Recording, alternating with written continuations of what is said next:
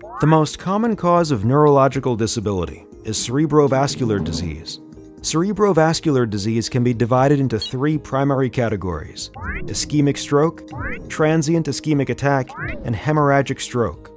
Each type disrupts cerebral circulation.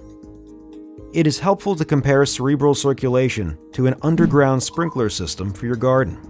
Just as blood flow is vital to cell health and function in the brain, proper flow of water is necessary in your garden.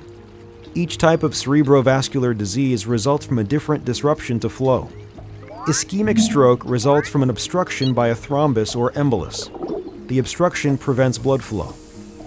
In our sprinkler system example, this would be equivalent to a rock being caught in a branch of the pipes, cutting off water flow to that area of the garden.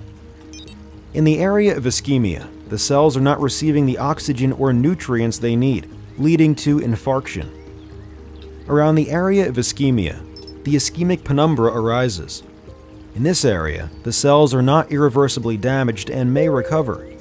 Cerebral arteriosclerosis, atrial fibrillation, and carotid stenosis are associated with ischemic stroke. Treatment of ischemic stroke includes thrombolysis.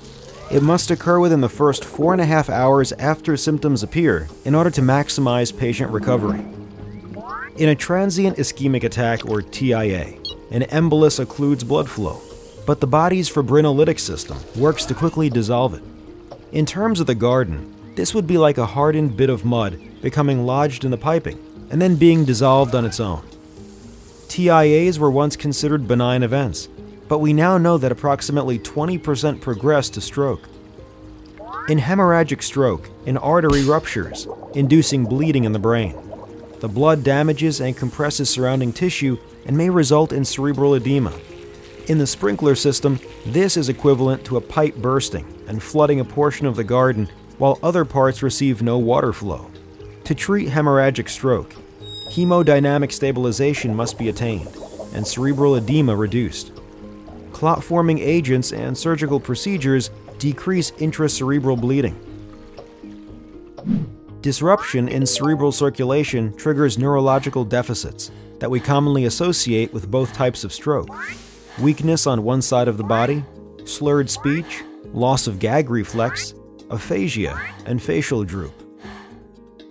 A key point to remember is that no reliable clinical presentation exists to differentiate between ischemic and hemorrhagic strokes. And although patients present in a similar manner, treatment is completely different. Computed tomography and magnetic resonance angiography are used to differentiate the strokes.